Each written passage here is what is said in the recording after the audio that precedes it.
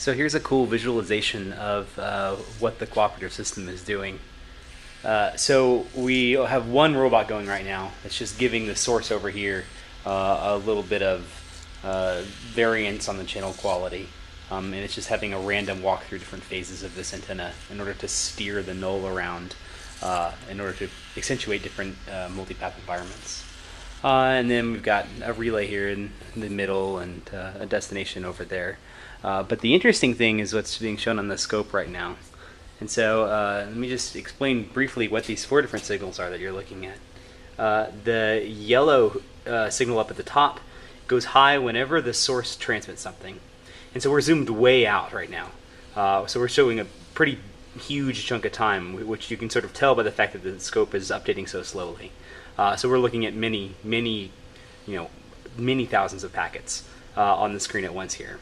And so yellow is pretty much on all the time. There's some gaps in between when it happens to be in a random backoff, but just generally speaking, it's totally backlogged, so it's transmitting. The blue is the relay node attempting to cooperate, and so you notice that it's quite a bit more sporadic, and it's a function of what the channel quality is at that particular instant of time. So here you can see, over here on the right, there's a bunch of just space where it's not doing anything because it wasn't needed. And similarly, there's a cluster here where it's transmitting a lot because it just happened to have been in a state where cooperation may have been important. Now, the red signal, or the pink signal here, is the transmission at the destination, which is to say that it goes high for both acknowledgments and for negative acknowledgments. Both of those are represented by the red signal being high.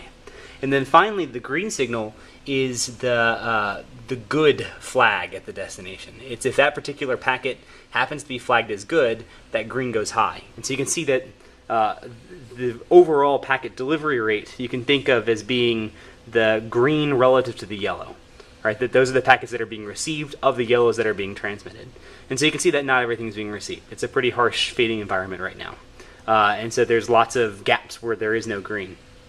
Now, the thing to notice right now is that, generally speaking, green is still pretty full. And now you don't have anything to compare it to yet. So what I'm going to do is go ahead and turn off the relay. I'm just going to unplug its antenna, and then we're going to come back to the scope and take a look at what the performance looks like. So I'm coming over here. We'll unplug this relay. And these little LEDs are saying that it's transmitting. We'll unplug this. The relay totally shuts up at this point because it just simply doesn't hear anything. And so blue is now completely gone from the scope. And so, like you would assume, or like you would expect, the blue is gone because it's not actually transmitting. And just subjectively, notice how much bigger the gaps in the green are now. Right? Before there were these tiny little gaps here and there, but in general, we were pretty consistently receiving packets at the destination. Now, I'd argue that there's quite a bit more of stuff like this, where there's just these big blocks of time that nothing is getting through, and that it was only because the relay was there that we were able to get through.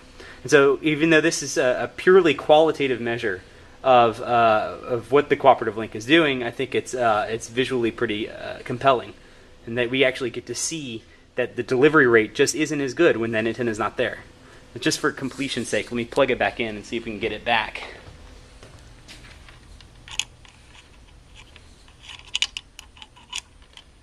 It's hard to do with one hand.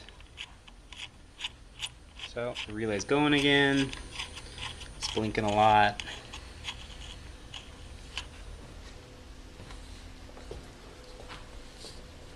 Sure enough, blue's back in gear.